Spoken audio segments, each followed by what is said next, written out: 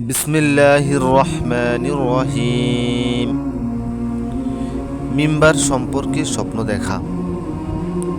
উক্ত স্বপ্নদ্রষ্টা যদি প্রশাসক বা বাদশা না হয়, তবে স্বপ্নের ফলাফল সম্মানী লোকের দিকে অথবা পিতৃবংশীয় কোনো বাদশার দিকে ইঙ্গিত করবে।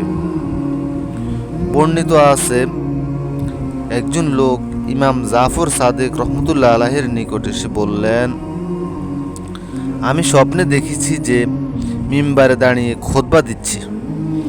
ইমাম জাফর সাদেক রাদিয়াল্লাহু তাআলা জিজ্ঞেস করলেন, তোমার পেশা কি? লোকটি বলল, হাম্মাম পরিষ্কার করা। ইমাম বললেন, তোমার বিরুদ্ধে বাদশার নিকট অভিযোগ আনা হবে এবং তোমাকে শুলে চড়ানো হবে। ফলাফল তাই হলো যা তিনি ব্যাখ্যা দিয়েছিলেন।